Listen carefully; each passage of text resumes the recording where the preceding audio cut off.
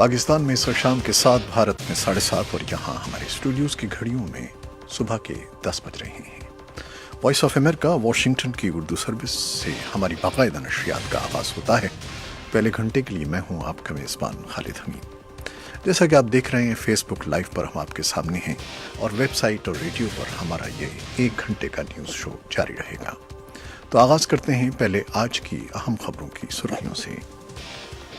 پاکستانی فوج کے سربراہ جنرل قمر جاوید باجوہ نے 11 دہشت گردوں کی سزائے موت کی توثیق کر دی ہے۔ یہ توثیق جمعے کو کی گئی۔ 4 دہشت گردوں کو قید کی سزائیں سنائی گئی ہیں۔ وزیر اعظم عمران خان نے وزیر دفاع پرویز خٹک کو انتخابات میں مبینہ دھاندلی کی خصوصی کمیٹی کا سربراہ مقرر کیا ہے۔ یہ کمیٹی سن 2018 کے انتخابات کے دوران اپوزیشن کی طرف سے عائد کردہ دھاندلی کے الزامات کی جانچ پڑتال کرے گی۔ Chief justice of Pakistan justice Saqib Nisar نے نیب کی کارکردگی پر عدم اطمینان کا اظہار کرتے ہوئے چیئرمین نیب کو طلب کر لیا ہے۔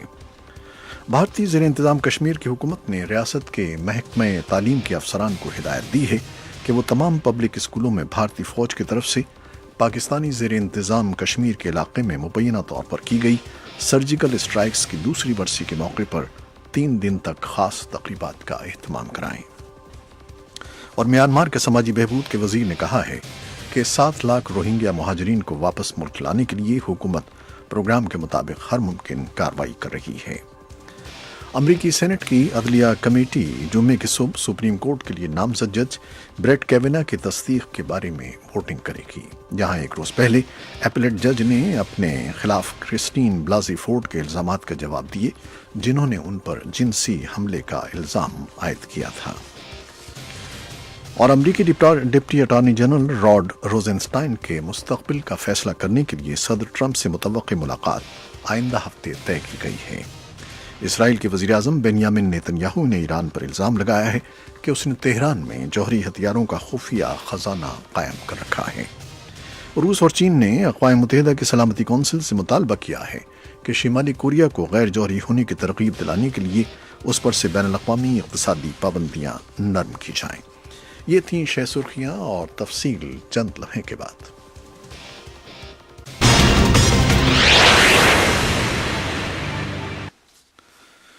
تو خبروں کے آغاز پہ سب سے پہلے ہم چلیں گے نیو یارک، جہاں ہماری نمائندہ ہیں سارہ زمان، جو اقوام متحدہ کی جنرل اسمبلی کے خصوصی اجلاس کے کوریج کے لیے وہاں گئی ہیں۔ ہم تھوڑی دیر میں سارہ زمان سے بات کریں گے۔ اس سے پہلے ہم آپ کے لیے کچھ مزید خبریں پیش کر رہے ہیں۔ Chief justice of Pakistan justice Saqib Nisar نے نیب کی کارکردگی پر عدم اطمینان کا اظہار کرتے ہوئے چیئرمین نیب کو طلب کر لیا ہے۔ Chief justice of Pakistan justice Saqib Nisar کی سربراہی میں سپریم کورٹ کے 3 رکنی بینچ نے پیٹرولیم کی قیمتوں پر عائد ٹیکسز کیس کی سماعت کی۔ عدالت کی جانب سے طلبی پر وفاقی وزیر غلام سرور خان پیش ہوئے۔ دوران سماعت سپریم کورٹ نے نیب کی کارکردگی پر بھی سوالات اٹھا دیے اور چیئرمین نیب کو چیمبر میں طلب کر لیا۔ وزیر اعظم عمران خان نے وزیر دفاع پرویز خٹک کو انتخابات میں مبینہ دھاندلی کی خصوصی کمیٹی کا سربراہ مقرر کر دیا ہے۔ یہ کمیٹی سن 2018 کے انتخابات کے دوران اپوزیشن کی طرف سے عائد کردہ دھاندلی کے الزامات کی جانچ پڑتال کرے گی۔ وزیر اعظم عمران خان نے انتخابات میں مبینہ دھاندلی کی خصوصی کمیٹی کے لیے وزیر دفاع پرویز خٹک کے نام کی منظوری دی۔ اس کمیٹی میں اراکین قومی اسمبلی اور سینیٹرز شامل ہوں گے، جبکہ حکومت اور اپوزیشن کے 12 اراکین کمیٹی کا حصہ ہوں گے۔ پاکستانی فوج کے سربراہ جنرل قمر جاوید باجوہ نے 11 دہشت گردوں کی سزائے موت کی توثیق کر دی ہے۔ یہ توثیق جمعے کو کی گئی۔ 4 دہشت گردوں کو قید کی سزائیں سنائی گئی ہیں۔ فوج کے شعبہ تعلقات عامہ ISPR کی جانب سے بتایا گیا ہے کہ ان دہشت گردوں میں عین اللہ، نیک ولی، فضل منان، رحمت زادہ، زید محمد، نعمت اللہ، مسکین زادہ، محمد رحمان، عظمت اللہ رقیم اور اکرام خان شامل ہیں۔ دہشت گردوں کے بارے میں ISPR کا کہنا ہے کہ یہ قانون نافذ کرنے والے اداروں اور فوج پر حملوں میں ملوث تھے۔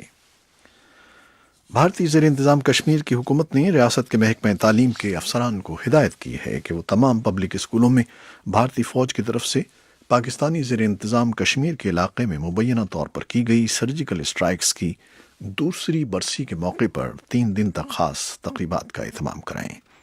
حکومت کے اس فیصلے پر سیاسی جماعتوں کی طرف سے ملا جلا رد عمل ظاہر کیا گیا ہے۔ اس بارے میں ہمارے پاس ایک تفصیلی رپورٹ ہے جو کچھ دیر میں آپ کے لیے پیش کریں گے۔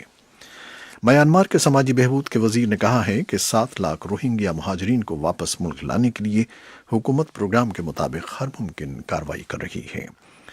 وائس آف امریکہ کی برما سروس پر ون میات آئے کا یہ بیان اس کے ایک روز بعد آیا ہے جب بنگلہ دیش کی وزیر اعظم نے تنقید کی تھی کہ میانمار بہت سست رفتاری سے اپنے لوگوں کو وطن واپس لانے کے لیے کارروائی کر رہا ہے۔